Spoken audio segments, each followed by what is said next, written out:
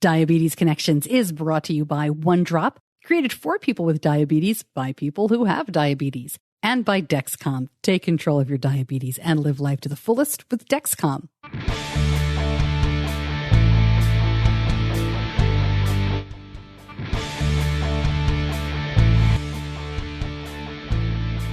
This week, I talked to two people with type 1 making a difference in very different ways. First, if you've sort of fallen off the nutrition and exercise wagon in the last few months, you're not alone. But getting back in the game doesn't mean going to extremes. Life is too short to not enjoy food like that. And the last thing you want is you're constantly eating, air quotes, healthy. And now you're feeling deprived when you see all your friends eating these other things. That's dietitian and strength coach Ben Tzeell. He's got more advice about starting small and making changes that stick. In Tell Me Something Good, I'm talking to Morgan Panzirer. Diagnosed at age 6, she's now 19, and just wrote a book about her life so far with diabetes. And I vividly remember being in the car driving to New York City the following day and saying to my parents, everything will be fine as long as I don't need a shot. The book is called Actually, I Can. And after talking to Morgan, I can tell you, you better believe she can. This podcast is not intended as medical advice. If you have those kinds of questions, please contact your healthcare provider. Welcome to another week of Diabetes Connections. I am so glad to have you along. Welcome if you're brand new. We aim to educate and inspire about type 1 diabetes by sharing stories of connection. My son was diagnosed right before he turned 2. He is now 15 and a half. My husband lives with type 2 diabetes. I don't have diabetes. I have a background in broadcasting, and that is how you get the podcast. I have been so busy the last week, mostly because for whatever reason, sometimes podcast interviews seem to come in clumps. So I had a lot of interviews to do and a lot of production. I take care of a lot of it before I send it over to my editor, who I've mentioned before. But also I've been busy with my Friends for Life presentation. Friends for Life is the biggest family conference all about diabetes in the U.S., possibly the world. And instead of having an in-person conference this year like everybody else, they're having a virtual conference. And so I decided, and boy, I thought this was a good idea, that I would do my usual game show. I usually do a game show presentation as one of my talks for them. But I would do Hollywood Squares because, boy, Zoom just lends itself to Hollywood Squares, doesn't it? That's at least what I think of. And I got to tell you, I'm thrilled with how it came out. But I also got to tell you, I'm not sure I'll ever do it again. We had to get 8 people. I was the 9th. You need like a tic-tac-toe board, right, for the Hollywood Squares. The Fifflewood Squares, excuse me. That's Friends for Life, FFL, Fiffle, the Fifflewood Squares. And I decided to go big, and I got people from all over the world. Different time zones, day here, night here, early morning here. It was amazing. So huge credit to my cast of characters. Thank you to the contestants. I cannot wait to share it with you. The conference itself is mid-month. If you've signed up for that, you'll see it then. And then we'll drop it as a video and a podcast episode shortly after that. That's one of the really fun things that I get to do, right? I mean, you have an idea, you get to try it, you see if it's a disaster, you see if it's fun. But, you know, it's never boring. That's for sure. Okay, interviews coming up in just a moment with Ben Tzeell and Morgan Panzirer. But first, Diabetes Connections is brought to you by One Drop. One Drop is diabetes management for the 21st century. One Drop was designed by people with diabetes for people with diabetes. One Drop's glucose meter looks nothing like a medical device. It's sleek, compact, and seamlessly integrates with the award-winning One Drop mobile app. Sync all your other health apps to One Drop to keep track of the big picture and easily see health trends. And with a One Drop subscription, you get unlimited test strips and lancets delivered right to your door. Every One Drop plan also includes access to your own certified diabetes coach. Have questions but don't feel like waiting for your next doctor visit? Your personal coach is always there to help. Go to diabetes-connections.com and click on the One Drop logo to learn more. Unusual show this week in that I have 2 guests, 2 separate interviews. And if you're here only for one or the other, that is fine. I can tell you that Morgan's interview starts about 22 minutes from now, so you won't hurt my feelings if you skip ahead. But I really think you'll like my first guest, Ben Tzeell. We first talked to him last year. He's a dietitian, he's a strength coach, and Ben says eating and living with diabetes should not be boring or feel like punishment. We had a fun conversation about what that really means, good intentions about eating well and exercising in quarantine and more. Here's my talk with Ben Tzeell. Hey, Ben, it's good to talk to you again. Thanks for coming on. I'm just so thankful to be here, and it's so awesome. It's just amazing. Thank you. You're welcome. Well, we'll see about that, but thank you again. Hey, it's human interaction right now. We don't have much of that these days, do we? Well, let's start talking about that. I mean, how have you been living since all of the stay-at-home orders? What's your life been like? I just don't go anywhere. I mean, living in Florida, nothing against Florida, but I feel like the cases go down and then the cases go up, and that's just what you hear about everywhere. And I just figure it's just not something I'd rather really want to deal with, if that makes any sense. Do you live alone? And I actually live with my girlfriend, and fortunately for me, she's willing to do a lot of the grocery shopping and a lot of the day-to-day stuff at the pharmacy. But honestly, we just don't go anywhere because she works in the ICU as a pharmacist, and she sees all of this stuff firsthand. Wow. That's got to be an interesting job to have right now. Oh, yes. Assuming that you've been doing this since mid-March, yep. How's your health? How are you keeping up? Because you're a pretty intense person when it comes to fitness. Yeah, I definitely like to think so. And it's something where I've had to get creative. I've had to step outside of my comfort zone and really look at what I have and say, okay, what can I do with what I currently have? And slowly you can assemble a little mini gym at home and things like that. But I've really taken time and effort to focus on what can I do instead of, well, this is out of my control. I guess my fitness is going to go away. I guess all of my other habits that I've worked so hard to develop are going to just fall by the wayside. Well, I think for some of us, those things, the second part, those things have happened, right? Because it is hard to maintain a routine. It is hard to, especially when, and I'm going to get personal here, for people like me, you're a strength and conditioning coach. This is what you do. I'm a suburban mom who walks her dog and goes to the gym a couple of days a week. And it's been really easy for me to fall out of those good habits over the last couple of months. Do you have any advice if people are listening and thinking, well, I haven't kept up, so it's too late now?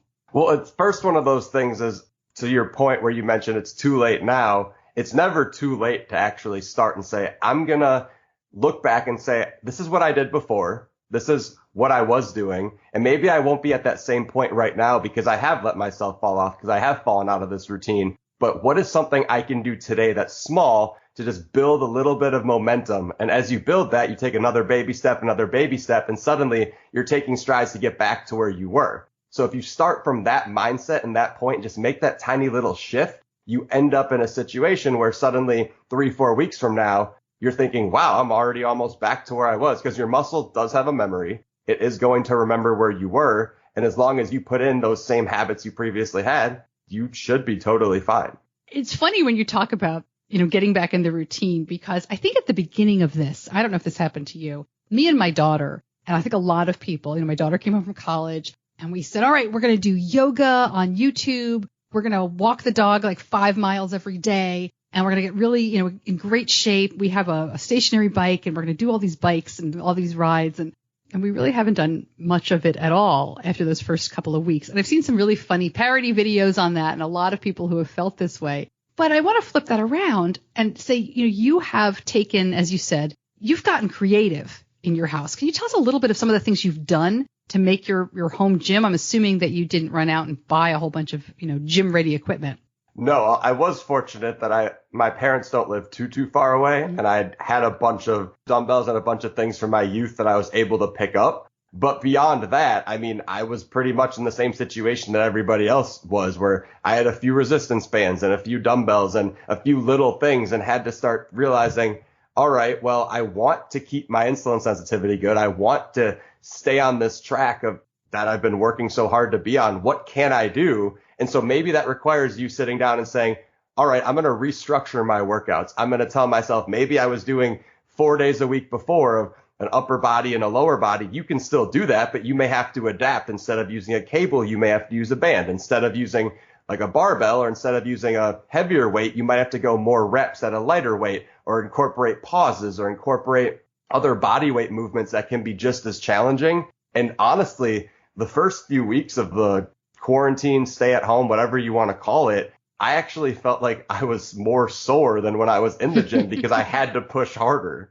You've mentioned, blood sugar several times. You lived with type 1. You were diagnosed when you were a kid. I've heard two schools of thought here about the last couple of months. One is, my blood sugars are all over the place. I'm stressed out. I'm so worried, and, things are crazy. And then the other side of the coin is my blood sugars have never been steadier.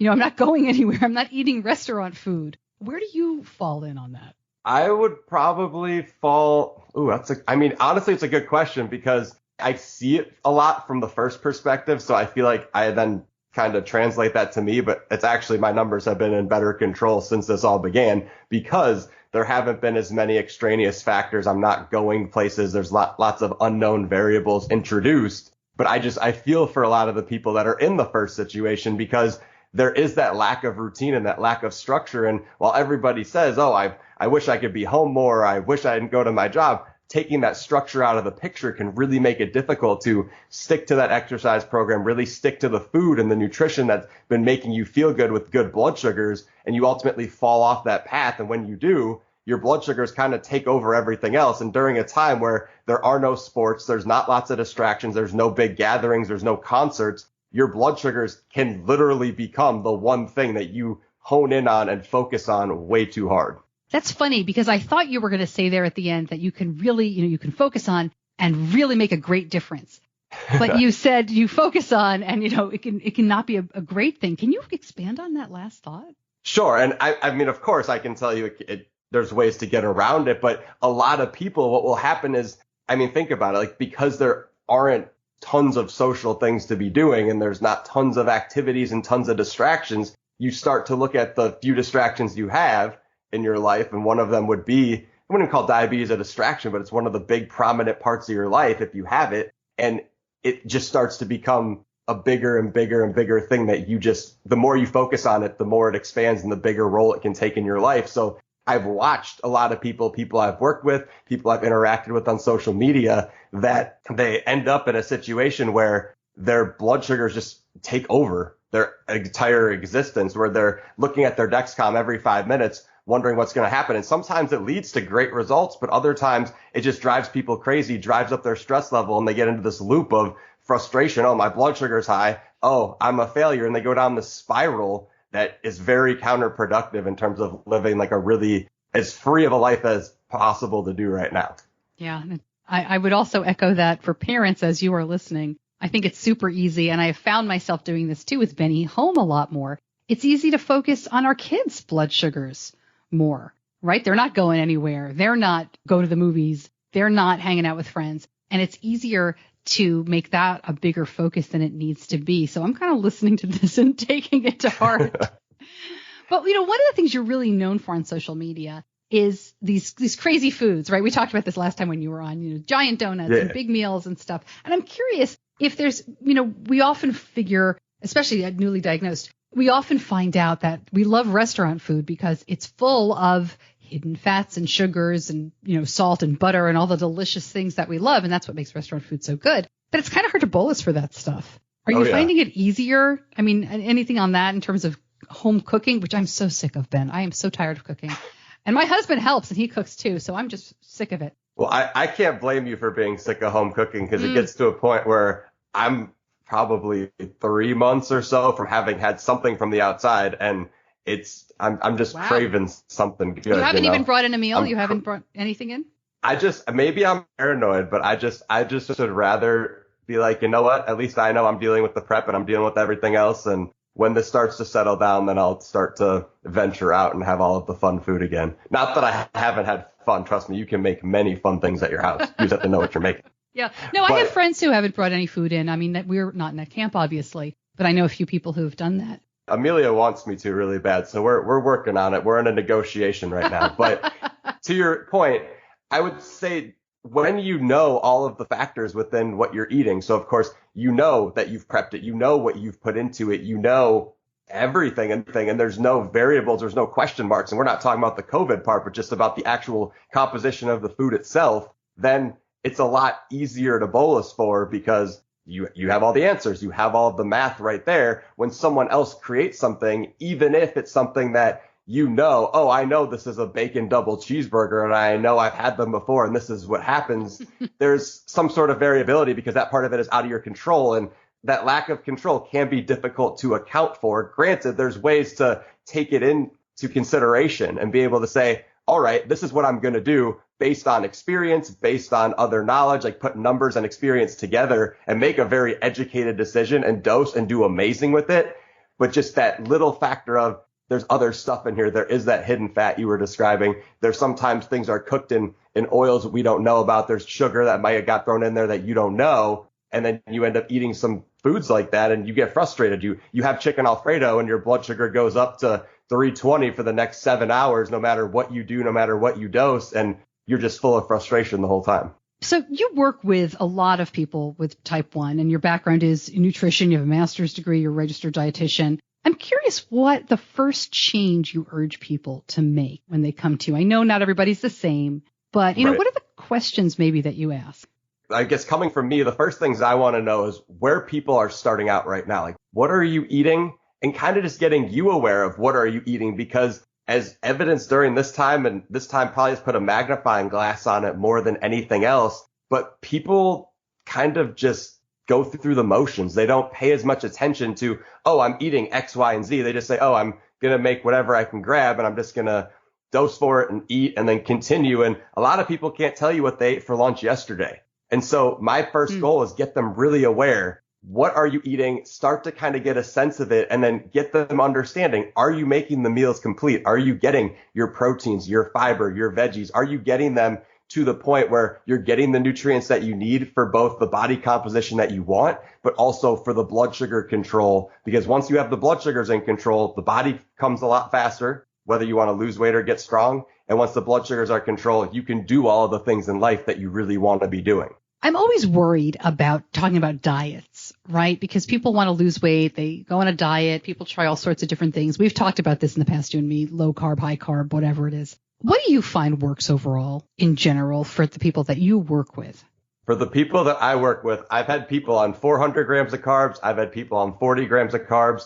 The most important factors that I've noticed are getting enough protein into your life. And I know a lot of people are concerned, oh, protein's going to hurt your kidneys. But all of the research, if you dig into it, has shown that a higher protein diet is actually advantageous to the kidneys. And I'm not saying you need to eat like 5 chickens a day, but at the same time, it does a substantial amount of protein. I would also say making sure you do get the fiber. That's why I try to hit on those big 3, the protein, the fiber, and then the veggies. The fiber is going to be important, whether you get that from veggies and fruit or whether you do get that from some grains. Some people do well on a decent amount of carbs. Again, it's the carb side of it is preference, and everyone in diabetes is so fixated on it, when I can't stress enough where people that I've worked with are super successful on all levels of carbs. But having the protein, having the fiber, having enough of the veggies, those 3 things. And then the other thing would be the 90-10 rule. And that would be something where I don't know if it's actually a rule. I may have made it up, but it's 90% of the time you're eating on point. You know what you're doing. You're making quality choices. And that other 10% of the time you're enjoying the snacks. You're enjoying the desserts. You're enjoying the finer things that life has to offer, because life is too short to not enjoy food like that. And the last thing you want is you're constantly eating, air quotes, healthy, and now you're feeling deprived when you see all your friends eating these other things. And as long as you have a strategy on how to dose for it so your blood sugar is going to be ultimately good, there's no reason to deprive yourself of having that. And so many people are living limited in that scope of, I can't have that because I have diabetes. That food scares me. This is awful. Like, I wish I could have that. And you can have that, but allowing yourself that wiggle room of 10%, that is usually enough to say, hey, I'm going to get the results. I'm putting in the effort 90% of the time to get the blood sugars, get the body, but then that other time I can enjoy everything. What's your big favorite 10% food? Oh, that's a loaded question. I was going to say there's a restaurant here called Dat's, and Dat's in Tampa has these loaded nachos that are so good. They're like a once every 6 month kind of thing, but they've got like the cheese and the pulled pork, and they've got the beans, and they've got the ground beef. And honestly, it's actually not a terrible meal in general, but there's just it's so calorie dense. That would be one. Cookie dough for sure would be one.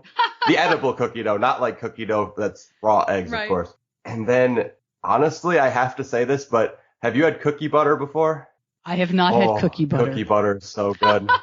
I love cookie butter. What is it? Cookie butter, I don't even know how to describe it. There's like this, I know the first time I had it was from Trader Joe's, and then they have some everywhere apparently. I didn't know it was a big thing, but it's literally like the butter form of cookie. It's like, imagine peanut butter consistency, but it tastes like a cookie, and it's basically straight fat and straight sugar, but it's so good.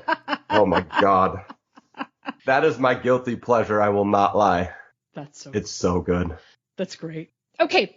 We've got some advice. We've gotten some insight into how you operate. I know you have a new program that you're working on. Tell us what this is all about. How can people take part? Absolutely. So I have a program called Blood Sugar Boss, because everybody wants to be a blood sugar boss. You want to be in control of your blood sugars and in control of your life, getting the body that you want and literally living life without any kind of limits. And so the premise is you're going through and restaurants become no big deal. You can walk into a restaurant by the end of this and point at what you want on the menu and say, I want that, and know how you're going to dose for it, what your game plan is going to be. No questions asked.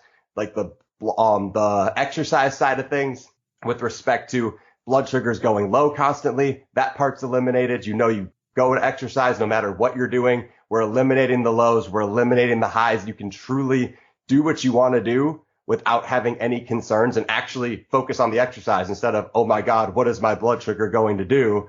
Then, of course, talking about the food side of things to make sure that you know what choices need to go into that 90%, what choices need to go to that 10%. And when you do go in that 10%, how to dose so you're not concerned, oh man, I'm going to be 300 for the next 6 hours. I know exactly what to do for that. I mean, we're going into travel when travel's a thing again.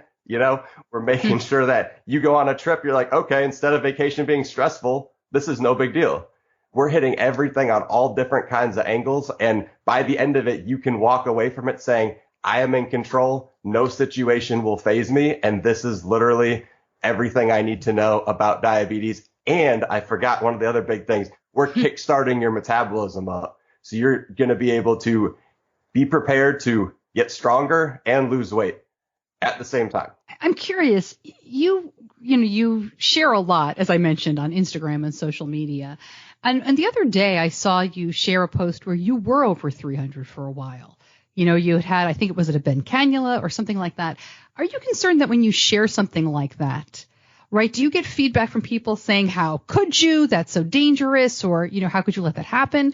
I'm curious what kind of feedback you get when you are that transparent, because we all know that's going to happen. Right. And I think if there's a lot of people out there that go on social media and they act a certain type of way and they say, well, my blood sugars are great all the time and my numbers are always, the Dexcom line is flat and everything's awesome. And that's cool. You can share that, but that's just sharing the highlight reel of life. People are almost afraid to show the authentic side of the side of them that shows I'm human, that I get bent cannulas too. These things do happen. And so I feel like by showing that, it's like, look, I'm not perfect. I've never been perfect.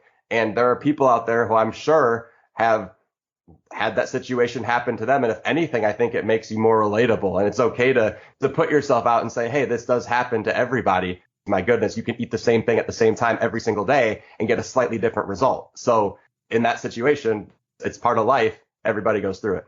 Before I really let you go, I had to laugh when you said blood sugar boss. Because when Benny was little, I mean, he was diagnosed before he was 2. So we had to use all these like really kid-friendly ways of talking to him about diabetes. And I remember when he was about 4 or 5 years old, we started talking to him about like being the boss of diabetes. And little kids like to boss stuff around. Little kids have no control over anything, right? Everybody tells them what to do and where to sit and when to wake up and when to go to bed and what to eat. So they have no choices. And so to get to be the boss of something was really cool for him. And then the flip side of that was I had to say to him, look, if you're not the boss of diabetes, it's going to become the boss of you. And it really worked for a long time to help us teach him. And Ben, it's so funny. I forgot all about that until you mentioned the name of your program. So thanks for bringing that memory back up. It wasn't something that I had remembered, but it's so important because if you don't take control over it, you have no choice. It will take control of you. Absolutely. And that's the whole goal here is, like you said, you have to be the one that's saying, I am going to actively take control over this, because otherwise your life is run by diabetes, whether you allow it to. You don't take back the power from it and you don't say, this is my life, this is what I want to do. And if you don't actively make that decision, it's going to make it for you. And you don't want someone else or something else, in this case, diabetes, making that decision for you. You want to live life on your terms. So you need to make sure that you are a blood sugar boss. I love it. Well, thank you so much for joining me. Thanks for sharing the program. All the best with it. Oh, thank you so much. I'm just glad to be able to help more people in our community, and I'm just thankful for the opportunity to chat with you as always. It's always an awesome time on here.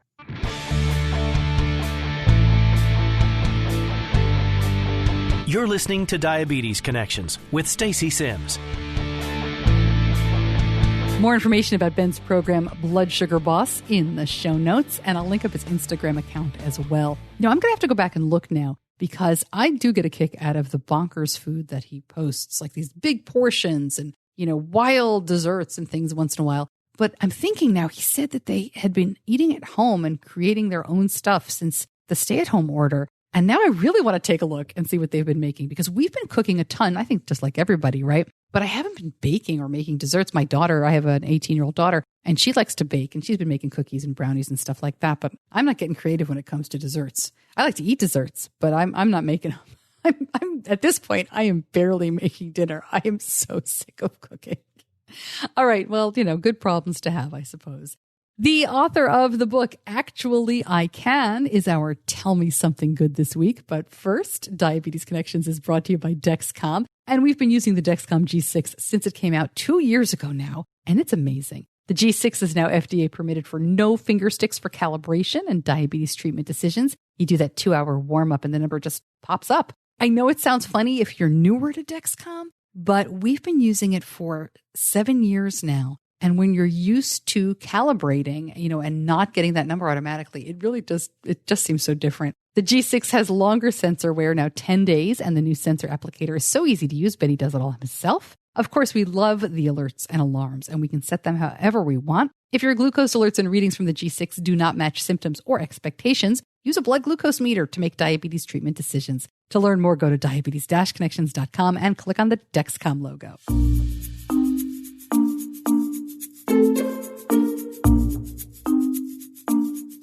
Morgan Panzirer is our Tell Me Something Good this week. She was diagnosed with type 1 when she was 6 years old. That's obviously not the good part. She is now 19, a college student who would like to become a pediatric endocrinologist. Now, her sister also lives with type 1. Morgan started writing the book that we're going to talk about here in middle school. It's called Actually I Can. Morgan was great to talk to. She was very patient with my questions and my ignorance about equestrian sports. Here's my interview with Morgan Panzirer.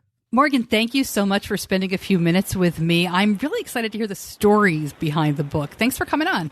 Yeah, of course. I'm so happy to be here. What gave you the idea to write this book? I started writing it in 7th grade for 2 main reasons. The first was I was fed up with all of the misconceptions that people with type 1 diabetes hear every day. For example, oh, you got diabetes because you ate too much sugar, things along those lines. So I decided that maybe if I could tell my story, I would be able to kind of change the way the general public views this disease. And the second reason I wrote it was because I really wanted to empower others living with type 1 diabetes and show them this doesn't have to be something that holds you back. Rather, you can use it as an opportunity to do whatever you want to do. So you started writing in middle school, but you were diagnosed at age 6, much younger than that. Do you remember your diagnosis story?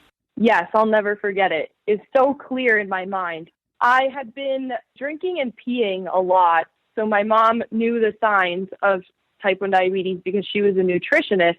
Yeah, so my mom knew the signs, so she decided to ask my pediatrician to test me just to humor her. She was sure it was nothing, but she said, just test it anyway. So she did, and a couple days later, my pediatrician called us. I'll never forget exactly where we were in the car. And she said to my mom, I'm so sorry to tell you this, but Morgan does have type 1 diabetes.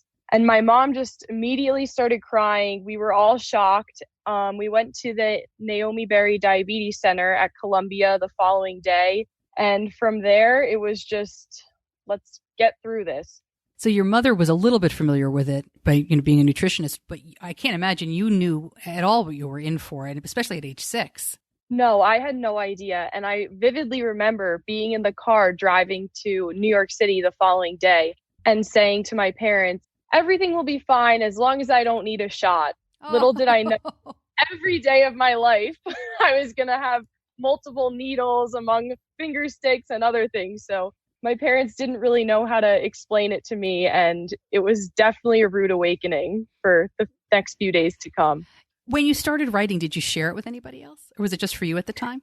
Yes, it was just for me at the time. I didn't really tell anyone about it.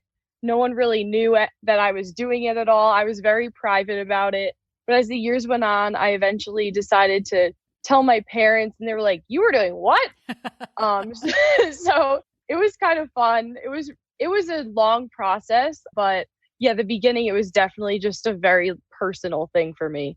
And then your younger sister was diagnosed as well. What was that like? How old was she? How old were you at the time? So she was 13 when she was diagnosed. She's now 16. So I was 16 when she was diagnosed. And that just broke my heart because I had diabetes at that point for 10 years. So I totally knew what it was like. And it made me think I would not wish it on anyone, especially someone in my own family. So to see her kind of struggle with it, and because she was diagnosed a lot older, I think it was hard for her to kind of get through it because she knew and remembered and understood what life was like prior. And now the fact that you have to put so much thought into eating an apple, I think really kind of threw her for a loop. But I was really happy that I was there and could kind of show her the ropes and show her that this doesn't have to be the end and it won't stop her if she doesn't want it to. It sounds like you have a really good relationship with your sister, but it's got to be hard too. Your sister, so I don't want to make it like it was a perfect relationship. But did diabetes in some way bring you closer? I mean, I kind of hate that because it's a cliche, but you two shared an experience that nobody else in your family could really understand in the way you were going through it. Yeah, I would definitely say that it brought us closer. I mean, we always had a great relationship growing up. I mean, she was the only other girl in the house besides my mom. So we did everything together anyway. And we did have a really good relationship. But this definitely was something that I could share with her. And I couldn't really relate to something like that with anyone else. So I think we don't talk about it a ton, but it is something that if I'm having a terrible day, I'm like, oh, this day's the worst. And she's like, yeah, I know what you mean. So I think in that way, it definitely makes it easier for sure. Okay, so you grew up in a household where after your diagnosis, your parents jumped in with both feet for advocacy. And they jumped in a way that is unique because your dad is a trustee of the Helmsley Trust, which is as you listen, if you're not familiar, just an unbelievable funder of so much diabetes research and so many diabetes advocacy causes. And in fact, we had your dad on the show last year, but he is a very passionate person, as you know, Morgan, where he was really talking about the need for better education when people get great diabetes devices and, trying to help in that respect. What was it like to know that what happened to you affected what your parents did with their lives? I mean, they put so much time and energy into this cause.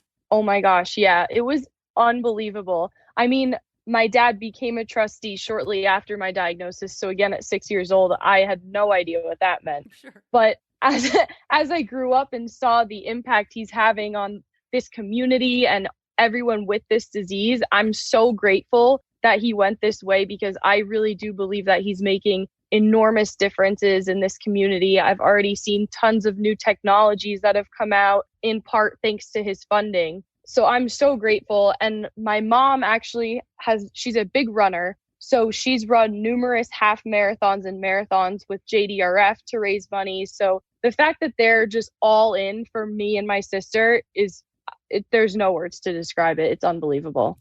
You've been able to do a lot of things yourself. You were at Children's Congress with JDRF. That was in 2009. So how old were you when you did Children's Congress? I was 8 when I went. Was that something that was meaningful to you? Yeah, it was a really monumental event, I think, because it really marked the beginning of my advocacy. And especially being that little, I didn't really understand that I could make a difference prior to this. But when I got there and saw, oh my gosh, all of these kids are going through the same thing I'm going through, and look at this difference we're making on a national level, I think it really showed me that I did have the ability to make a change if I wanted to and if I set my mind to it. So it was definitely a big step for me in understanding that I had the ability to make a big change for everyone with this disease. And it definitely marks the beginning of my advocacy, as I mentioned prior. So tell me about advocacy for an 8-year-old. I know because just people listening are kind of thinking like, well, what else? There's Children's Congress, but what really can an 8-year-old do? It was crazy because we're at Children's Congress. We're talking to our senators. I didn't even know what a senator was. I was like, who are you? Like, you seem really important, but I don't know what you do. But it was really just a place for me to learn and understand. And it opened a bunch of doors for not necessarily when I was 8 years old still, but when I was older, it really just allowed me to understand, okay, I can do this and I can make a change and talk to these super important, scary people if I want to. So I wouldn't say it necessarily started my advocacy at 8 years old, but it definitely opened that door and set that path for the years coming up. So in the book, Actually I Can, you mentioned, sugar and misconceptions. Are there actually, as I say actually, are there questions that really have followed you that you would answer, Actually I Can? Oh, there's so many. It's funny you should say that because one of the chapters towards the end of the book actually has a bunch of things that I've heard people say prior about this. And my answer to each of them is Actually I Can. So that's really funny. You should bring that up. So yeah, it's all surrounding kind of the sugar aspect. And that always drove me crazy. Like, oh, you can't have this ice pop. It's not sugar free. And to that, I would say, actually, I can. So it's really funny that you should bring that up. Well, I mean, it's something that I think many people with diabetes experience over and over again, to the point where you have to decide, are you going to be annoyed and be sarcastic or say nothing? Or am I going to be annoyed and continue to educate? Right. And that second one, even just as a parent of a child with type 1, I try to choose the second one as often as I can, but it really does wear on you. So when I saw the name of your book, I was like, totally can relate. Yeah. And you ride, correct? That's your sport is, and I'm going to say it incorrectly, is horseback riding? Yes, that is my sport. How do I say that? What's the real sport? Equestrian sports. Thank you. No problem. Okay, but I've not talked to somebody with type 1 who is, involved in equestrian sports. Can you tell us a little bit about how you go about doing that? I mean, because obviously there's got to be equipment requirements of the sport and concerns about a pump and a CGM. So what do you do? Absolutely. So I started riding actually right after my diagnosis. And at the beginning, it was fairly easy to manage my blood sugars because I was young and just doing beginner things. But as I got older, and obviously I started wearing a CGM a little later, so it got a little more difficult because I was riding for longer. I was doing more difficult things. So it became a game of trial and error to kind of find the balance of, okay, I need to cut back my basal this much time prior to getting on, and then afterwards I should sip on a Gatorade. So it was a big game of trial and error that definitely got frustrating at times. But then the whole other battle was at horse shows, because when you horse show, you're not allowed to have a phone or any sort of electronic device on you. So I'll never forget, there was this one show I was competing in, and I go in and I do my course. So I do the jumpers for anyone that knows. So I go in, I jump my course, and I come out, and the judge walkie-talkied over to the in-gate where you enter the ring and said she has to be disqualified because she has a phone on her. And I was like, I promise you, I'll show it to you. It's not a phone. So they ended up being understanding. But after that, I had to really be conscientious about, prior to stepping in the ring, having the person that was managing the in-gate radio over to the judge and say, she does not have a phone. She's wearing an insulin pump. So that was something I found really interesting. But yeah, it's definitely an interesting sport to have type 1 and do, for sure. Well, and obviously you had to educate them, and now hopefully the next time somebody comes through that way, they would know that a pump isn't a phone. But I'm curious too, obviously riding a horse is not driving a car, but it is one of the few sports where you're not alone, right? You have a partner that, Yep. I'm going to stretch, but work with me here. In a way, you're controlling the horse. You're in charge. You have to you have to have good enough diabetes control that, if you're going low, you could have an accident. You could get seriously injured. For sure. Yeah.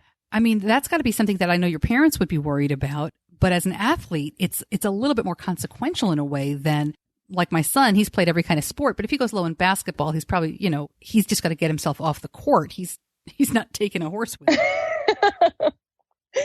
Yeah, it's interesting because there have definitely been times where I'm so invested in riding and what I'm doing that I don't even realize how low I am. Mm-hmm. So I really have to be careful and always be watching. I wear my Apple Watch, which is a huge help because I just click the Dexcom app and my blood sugar pops right up. So that's made it a lot easier. But as you said, there's definitely an added component of stress, because if something happens to me, I'm either A, going to fall off and get seriously hurt, or B, my horse is going to be running around loose in the ring. So both aren't really ideal circumstances for sure. My apologies to you and anyone listening who's familiar with equestrian sports, hearing me painfully make my way through trying to describe some of this stuff. But I appreciate it. Hey, obviously your parents have read the book and they must be so proud of you. But was there anything in there that you thought, I don't know if I want my parents to read this? Or, I mean, I know it's nothing terrible, but in terms of, I think sometimes the people I've talked to with type 1 are worried that they're going to make their parents worry more. Even as adults, they just don't want their parents to worry. And I was curious if that went through your head at all as you were releasing this book.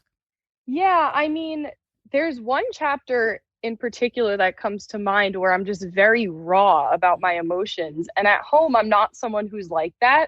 I'm very quiet. And if something's bothering me, I'll go to my room and deal with it there. So I think putting that all out on paper and having that kind of out to the world and then have my parents read it, I don't want to say I was hesitant, but it was interesting because I didn't really know how they were going to react to me being like, oh, I broke down into tears, because they don't usually see me do that very often. So I was a little scared as to what they would think, like, oh no, is she like crazy in her room? Like, what is she doing all the time? But I think they were very understanding. Like, if this is how you want to deal with it, this is how you deal with it. You do whatever you need to do.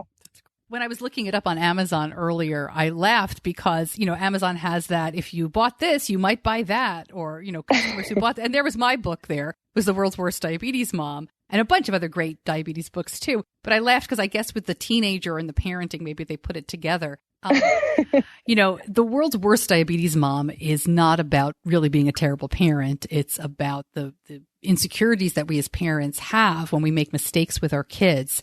I'm curious, for you, it sounds like your parents gave you an awful lot of independence and had a lot of confidence in you, and I assume your sister as well. Any message for parents of kids with type 1 who think we're just messing up and we're the worst?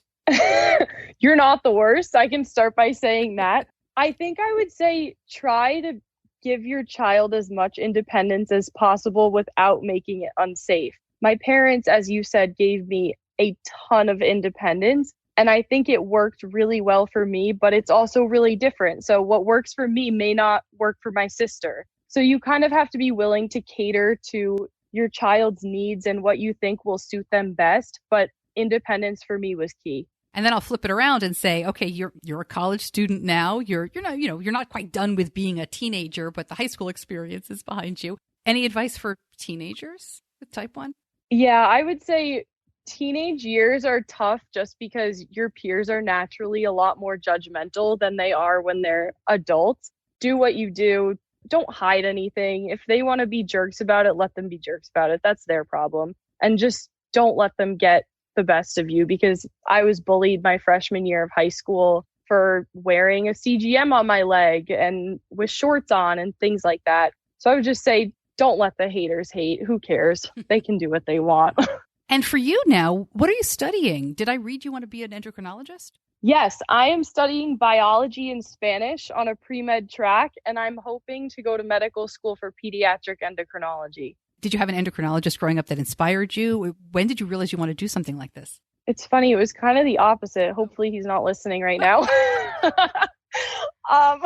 He wasn't bad by any means, but I just thought it would be really cool if I had an endocrinologist who also has type 1, who can relate to what I'm going through and make me feel like I'm not alone. So if I want that from my endocrinologist, I want to be able to give that to others. So I'm hoping that eventually, if I make it through med school, I'll be able to give that experience to younger children who are also fighting type 1. That's great. And then someday you could do the next book, which is actually You Can. Exactly. Oh my gosh. Morgan, thank you so much for talking with me.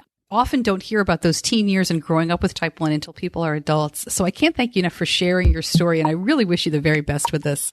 Of course. Thank you so much for having me. I will link up more information about Morgan's book. Just go to diabetes-connections.com, click on the episode homepage. As usual, there's also a episode transcription. I started doing that in January of 2020 of this year. We're slowly going back the catalog. I'll probably put the transcripts in for past shows as well, but there's a lot of shows. We're up to this is 310 if you're keeping track. So I'm doing the best I can with transcriptions, but 2020 and going forward, getting great feedback on that. And thank you. I really appreciate hearing from you. If there's something that you really like or don't like with the show, and the transcriptions have been a big hit, people listen to the show, people read the show, and some people listen while they read the show. However I can serve you. That is what I'm here for. And I'm kind of laughing, but really that's one of the reasons why I wanted to add the transcriptions. I think there's some excellent information. It's not about me, it's about the information. And if you can read it, I know some people just prefer that. So very cool. Thanks again. And when you go to Amazon and you see, it just makes me laugh, right? You see Morgan's book with my book. I don't know why it makes me laugh. I mean, I'm a serious author now, but I do get a kick out of serious author. I do get a kick out of seeing people I know or have met along with my book. It's just really a lot of fun. I don't know. Maybe it's silly, but I really get a kick out of it. All right. Great month of shows coming up. I'm very excited about July because we're going to be talking about selecting an insulin pump, not which pump is best, but how do you select one? That's like the number one question in all these Facebook groups. What pump should I get? What pump should I get my kid? We're also going to be talking about pancreas transplant. I've wanted to talk to somebody who had a pancreas transplant for years and years because you hear, how difficult it is or how does it even happen? And so we've done that. And I'm really thrilled to share that interview with you in the coming weeks. And of course, the Fifflewood Squares, that chaotic show, will be out soon as well. So lots of good stuff coming up, more on the way. Thank you to my editor, John Buchanan from Audio Editing Solutions. And thank you so much for listening. I'm Stacey Sims. I'll see you back here next week. Until then, be kind to yourself.